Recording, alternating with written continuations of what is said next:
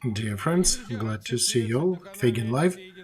Time is 4 minutes past 9 p.m. Monday, 30th of May, 96th day of war. We're meeting again with Olexiy Arestovych. Glad to see you, Olexiy. Likewise, good evening, everybody. We have about 154,000 people watching us live. With my Jewish nerdiness, I keep asking you to subscribe to our channel and share links to our cast in your social media accounts and networks. We do appreciate more people gathering together here at 9 p.m. daily.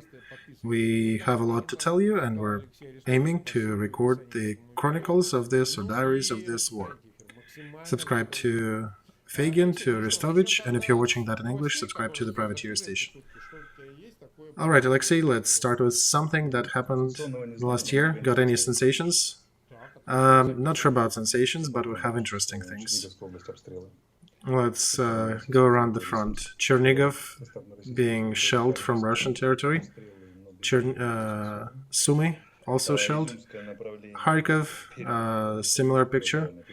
Izum, they're regrouping, they're rotating their troops. A real one, they're bringing fresh troops to throw again and to try to push from Izum to Slaviansk. On Liman direction, our general command or near military sources confirm that Liman generally is controlled by Russia, but there are skirmishes going around Liman. Near Ozerno, there's also fighting. They're trying to cross Seversky Donetsk, and they try to push towards Slaviansk. There are two rivers there, so it'll be not easy of a maneuver, but they're trying. They're trying to cut the back supplies of our troops, but not much is happening there at the moment. Severodonetsk, the fighting is within the city. They are trying to continue pushing from Hotel Mir and reporting happily and gaily to their command that Severodonetsk is taken, which is not so. They're trying to push through the main thoroughfares to the center, to the downtown, but there's a lot of street fighting going on. And it also appears that these tweezers we talked about are getting even smaller. They're trying to go to the south of Severodonetsk, near Pavlograd.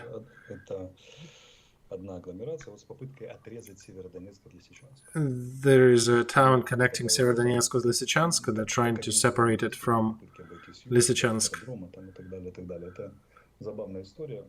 It's an interesting story. If it is their goal, then it means that they minimize their pincer movement even further, and they're not even targeting Lysychansk. Lysychansk is dominating Severodonetsk. It's got a higher altitude too, and just because they're exhausting themselves, they're shrinking their plans and not pushing further. But we'll see. We're showing the map, by the way, to try to illustrate your commentary. So on the road between Bakhmut and Severodonetsk and Lysychansk road, French reporter died today. He was trying to ride the same vehicle with evacuees. Was he leaving Severodonetsk? I don't know where he was going to, but he died on that road. Regarding the road itself, there was an interesting movement, and we did manage to push Russian troops further away from the road. They cannot get to it and cross it. I wouldn't call it counter attacks from our side, but it's some motion, some movement of our troops that made Russian troops to retreat about 1 kilometer away from the road.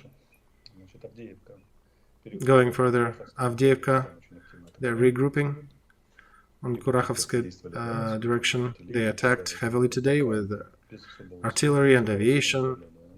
but without any success. Gulay-Polya, Orekhovo, Pologi, and Zaporozhye, they tried to move. We shut down Su-25.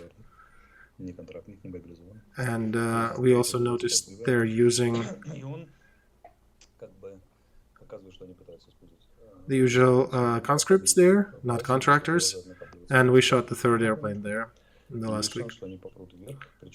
In Vasilievka, they're agglomerating some of the troops, trying to probably push forward north from there. And that situation is made peculiar by the fact that there's a lot of civilians there whom they do not let leave. So they're almost using them as shields for the period when they're congregating. Chernobyevka, number 22. So I think it's, second season. We hit them successfully. The detonation was going for about an hour. And our peculiar movement, very accurate, but still ongoing, aiming at cutting their two groups apart. And it is somewhat dangerous for Russian troops. It's our second attempt to do it, and we are semi-successful in that direction. So it'll be interesting to see how they react to that. It's not a great success or victory, and will free Novaya Kakhovka, but it's more of a smaller counter-attack actions, because Russia has a pretty big group of troops there, and they have artillery, and aviation is trying to work, so it's not so easy. But there is some success, and Russian command needs to pay some very detailed attention to our moves there. Otherwise, they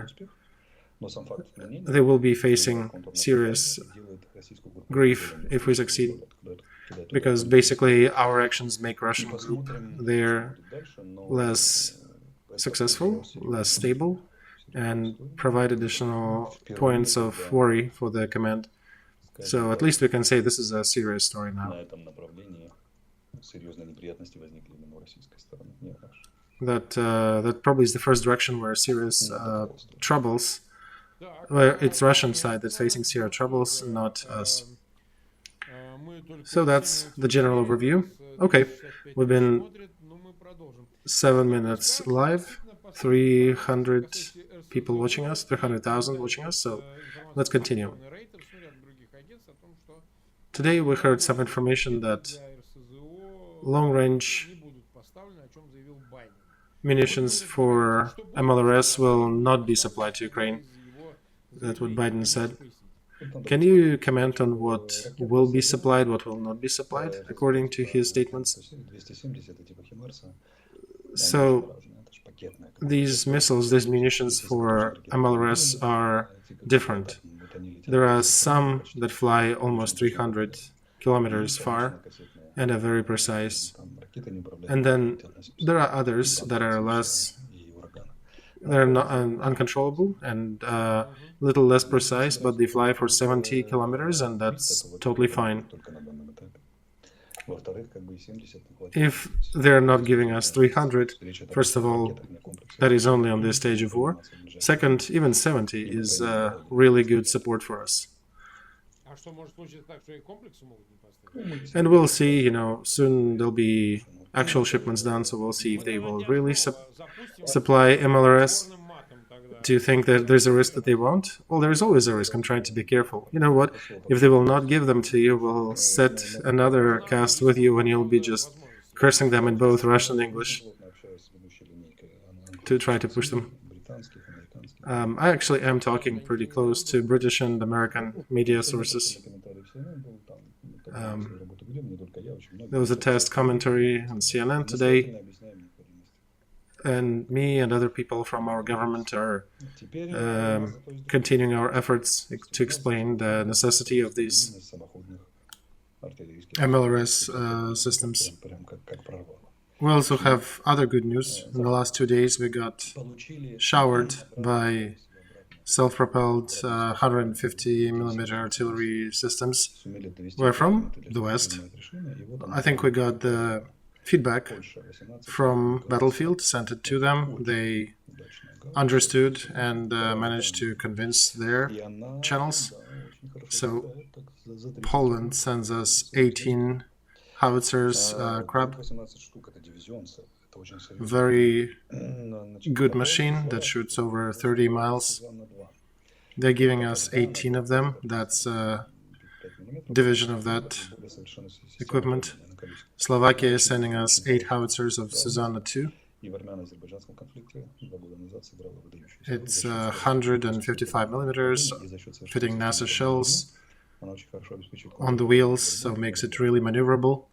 It did show itself just fine in the Armenia conflict, and because it's accurate and it's fast maneuverable, it provides a very good vehicle for counter-artillery fight. Minister of Foreign Affairs of France today visited Kiev today, and she declared that among other gifts they delivered was additional set of Caesar howitzers, another very good piece of equipment. We already have some on the Eastern Front, and we are very pleased to have these. And of course, Russian command is very displeased in us having them. So altogether, 18 plus 8 plus unnamed quantity of French. They already gave us 6, so probably initially they said 18, so probably 16. Overall, it's about 38 howitzer systems. It's a very serious input into our defense. Of course, it's not on par with Russian systems attacking us from their side, but it is a very strong argument to help us support our positions.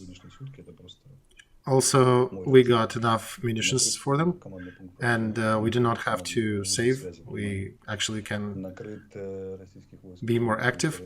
And it's been a couple of weeks that we did not have good hits. Yesterday, we got a ton of good news. We got a command post near Izum, command post near Liman.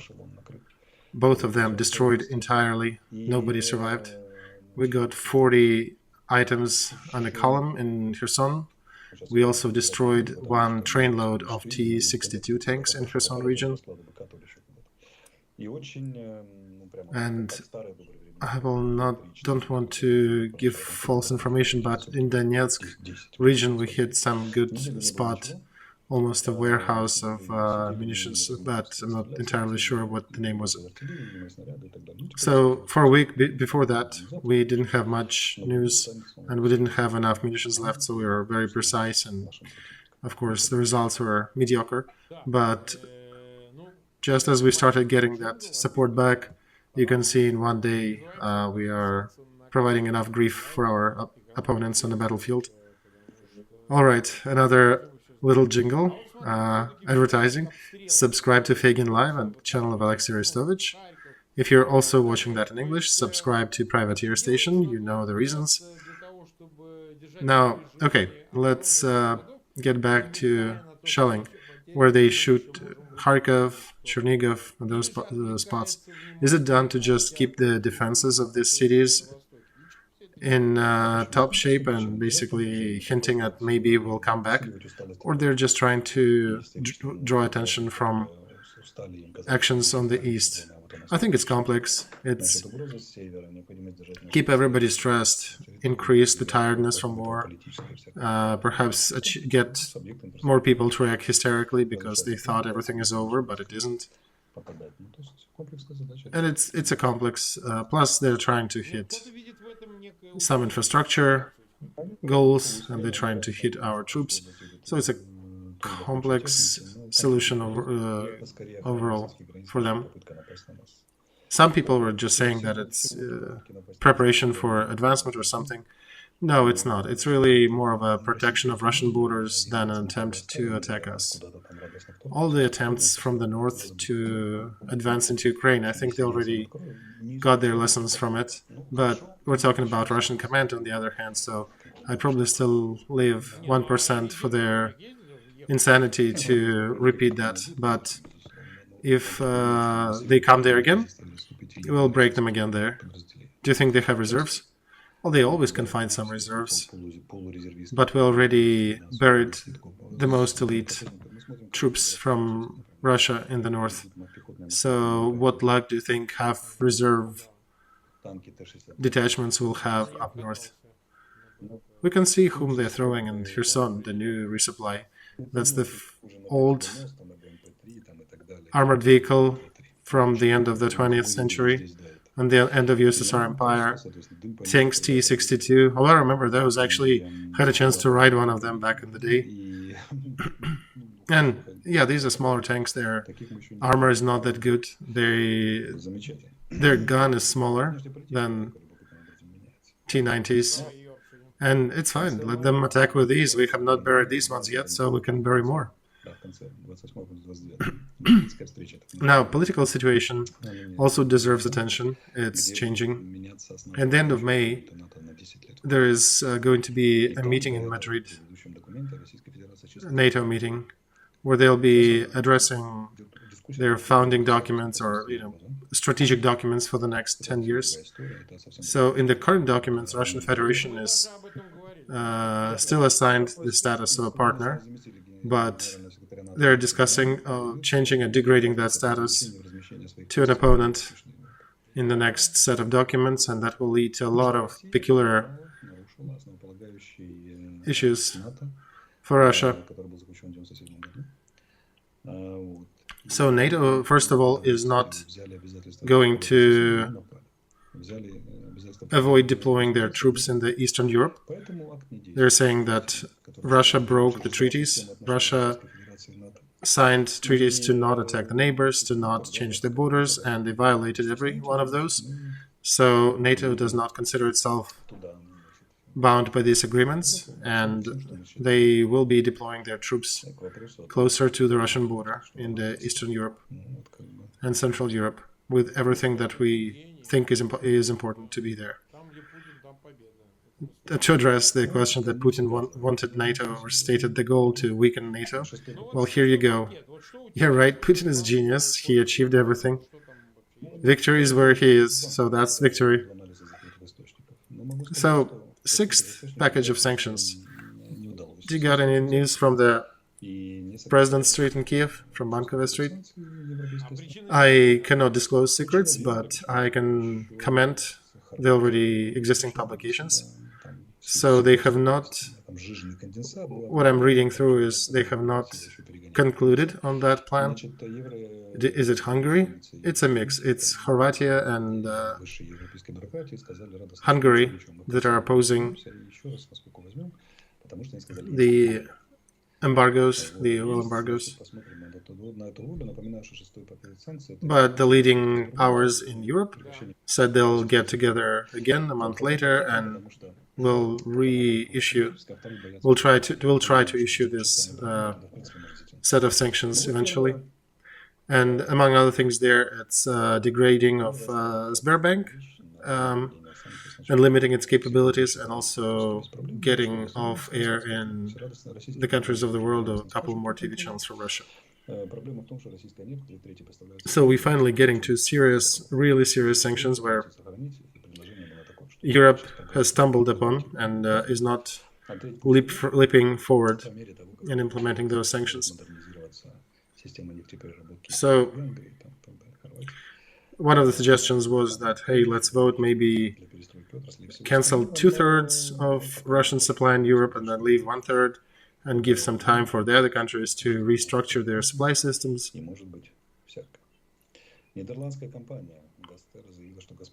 But so far, this package has not been accepted.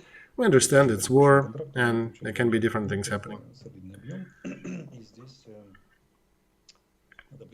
Netherlands company says that Gazprom put them on notice that they're stopping supplies from the end of May.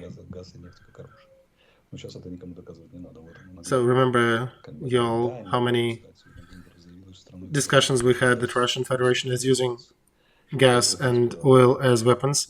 Now we don't need to prove anything in that regard.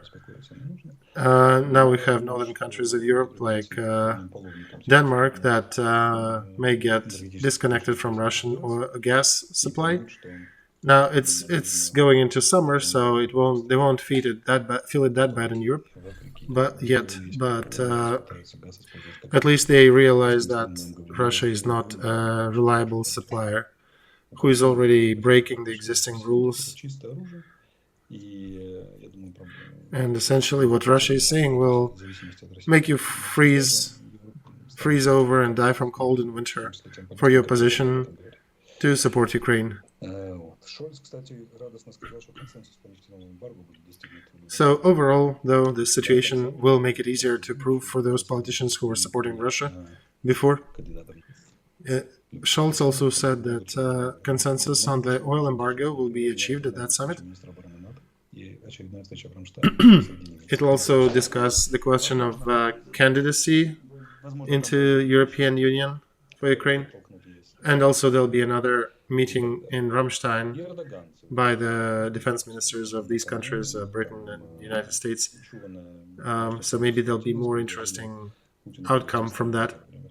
And Erdogan also offered Turkey for the base as a base for negotiations between Russia and Ukraine. And Erdogan said that we can accept both Zelensky and Putin for the meeting, and Turkey can act the role of observer if there'll be any decision made. And he's hoping that Moscow and Kiev can achieve some agreement. I want to say straight away that very unlikely we'll achieve any agreement. 100% we won't, because Moscow, of course, wants the things we know. And I can also not imagine the meeting between Putin and Zelensky in Istanbul. How do you gauge the fact that, according to yesterday's publications, there was a tabloid publication that Putin died, and it's just his double ruling now, and I know it's kind of yellow press, but the story itself reminds of a targeted trolling towards Kremlin that, look, you can actually kill Putin and the whole society can swallow it, saying that it was his double. Putin wasn't there for a while now. So do you think it maybe is expanding the window of overtone for Kremlin, that it may be a good window of opportunity soon to get rid of him? I think they're entertaining themselves. I suggest we move back to the strategic level, because we're kind of getting stuck in the operative. Russian Federation is making a big strategic operation internationally. It consists of several components. First, military.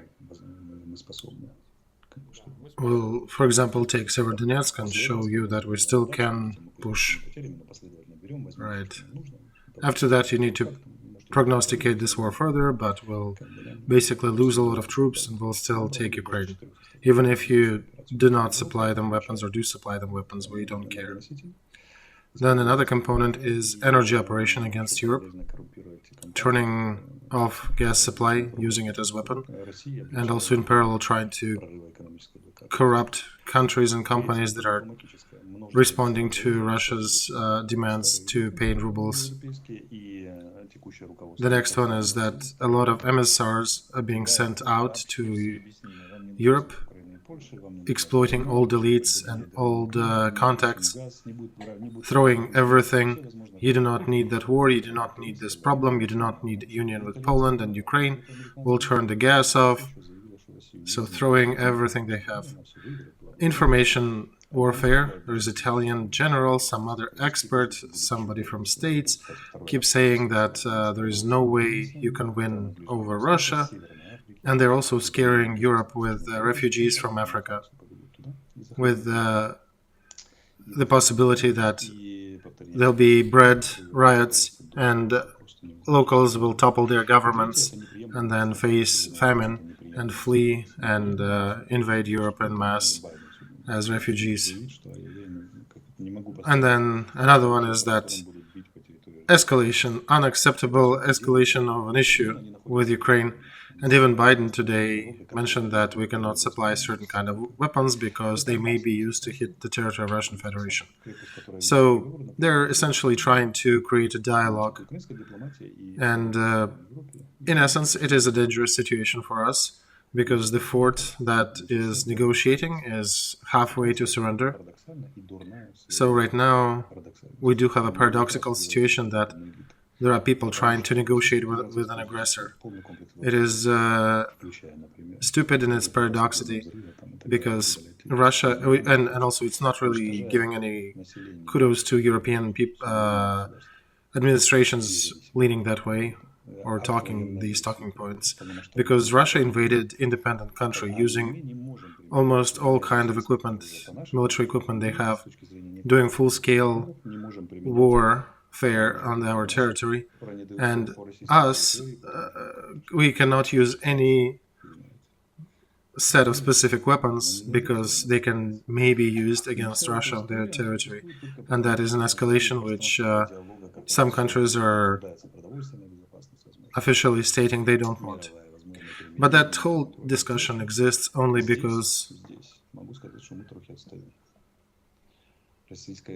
Russia is pushing the side effects of not talking to them, that there'll be food riots, there'll be more refugees, there'll be escalations, and possibly other heavy fallout, including radioactive from that escalation. So Russia is using their diplomacy en masse. We can say that their management is finally getting their stuff together. Maybe intuitively or reasonably, they're attacking all the possible venues of the West with their emissaries, and we're observing if the West can hold fast onto the announced ethics and values. Will they hold or will they cave into demands of Putin? So there are reasons for concern. At the same time, we do hear that they will push through the sixth package of sanctions.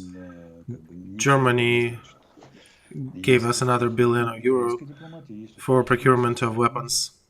France is delivering more howitzers. So it is a complicated situation. Ukrainian diplomacy has some success. Russian diplomacy has some success. Very many things are not decided on the battlefield. They are decided outside of it. And one can only state that Putin's regime had finally recovered from the initial blow. And if to sum it up, they lost their special operation. They completely lost it. But they are still trying to win this war. And war is not just operations on the battlefield, it's also information battlefield, it's energy battlefield, it's allies, unions, and other things. We are not taken by surprise with that. We were expecting it, and we did publish today in the Western press that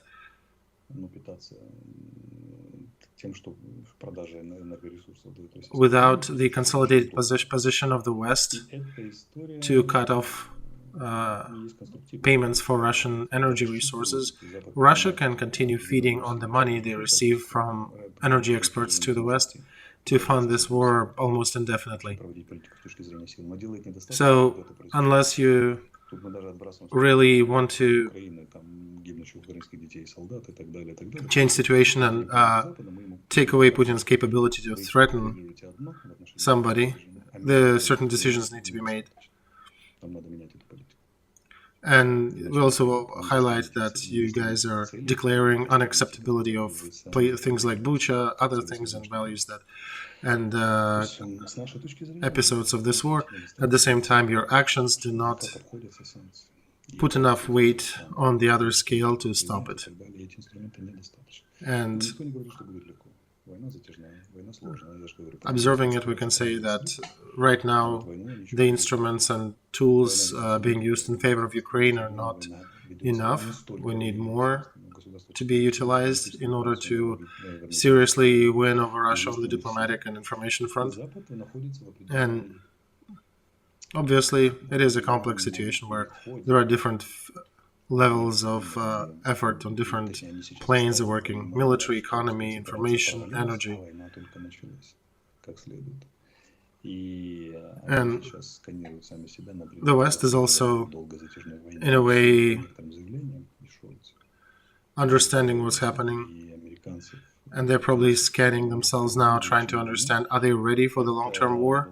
But according to some statements, even Scholz and France and Britain and states, it did sound like they are trying to prepare their citizens for a prolonged military conflict in Ukraine and different things that will come out of it, including higher consumer prices, higher price for gas and energy resources. So that war, that is actually a good stance for us, because it seems like European countries are ready to take that action that history requires them to take. And I just want our listeners to understand that we have won the special operation phase, but there is a whole other war to win now. The pace changed, the logic changed, the methods of war are different. Additional fields are added. It's not just the battlefield now, it's also information battlefield, it's diplomatic battlefield. And Russian capabilities are still way bigger in that field than ours, including financial capabilities.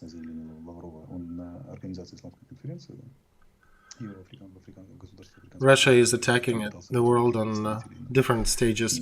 If you remember, a few days ago, Lavrov was participating in some conference of African countries, and he was reiterating there that we don't like the way the world is set.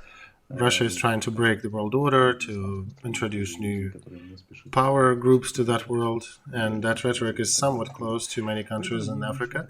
And they are not in a hurry to denounce Putin's Russia. They want to see where that whole leads.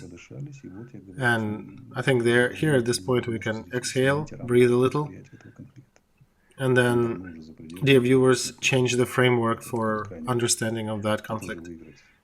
It is already beyond the battlefield. It is also winning in economy, in media, winning in the information war.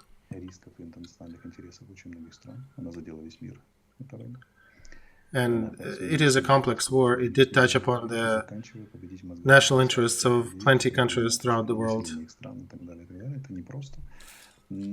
And it leaves an opportunity for the leaders of those countries that are touched by this war to make right decision. And it's not easy decisions, but I want to say that at least the West appears to be pointing their people at possibility of a prolonged war and the necessity to support Ukraine long term. So, frankly, if this was not happening, I would be concerned, and I would tell you that I am concerned, and it is a serious reason for concern. At the same time, sixth package of sanctions is not signed into work yet, and also rhetoric about acceptance of Ukraine to the European Union has also slowed down. So key dates is Ramstein, middle of June, and the end of June is meeting in Madrid, and we'll see if Europe will take the sixth package of sanctions and what will happen with the Ukraine application into the Western Union. So our series here with you, they have not just calming effect on viewers, but we're also trying to teach you how to look at this conflict, not just through the experts that we read in some newspaper or in other media, but I'm trying to show you how to draw conclusions from the facts that you have, because I'm trying to show you how to work with that flow of data that is being thrown at you daily, because proper work with that has a capacity to calm you, because very often people get concerned when they have some subconsciousness activity about concerns that they may not even realize. But the moment it goes into consciousness, even if it's not a good situation, human starts feeling easier and better. So this is our task. We're trying to pay your attention to these steps to see how things work. I think that helps because I've heard some of our viewers, when they start conversing using our tongue about describing situation with war, and we have over 400,000 people watching us live. We've been almost 35 minutes on air. We'll have time to observe the dynamics of this war. Tomorrow will be the end of the month, and hopefully we'll hear the sanctions soon in the next month. I suggest we wrap up for today and continue tomorrow. I only have one last announcement. We are trying to gather money to support different victims of this war. So there was a story published about a guy, I understand, from Donbass region, who was left after his mother's death alone with 4 siblings. So it's a difficult story, and we were trying to help him. The only thing is, anybody who knows him, please send us his contacts so we could verify things, maybe throw a phone number that we want to verify. Because we already ran into a couple of things when we did want to help, but there is no clarity in the situation, so we do appreciate if we can get in touch with the family and perhaps the guy himself in person, because it's a wild situation where he's finishing school himself and he still need to help essentially 4 of his siblings. So we're trying to alleviate that issue for him. And we have other candidates, including the fighters of Ukraine, families that got wounded. But yeah, here his mom died, and yeah, he's covering for her with a set of 4 younger siblings. So that's our OpenSea platform. We're getting a lot of works from digital artists, and they're sending them here, so we can sell them as NFTs and convert this money from them to help the needy. All right, Olexiy, thank you for today's cast. See you tomorrow at the same time, 21 p.m., 9 p.m. All right, see you tomorrow. Goodbye. Спасибо, счастливо.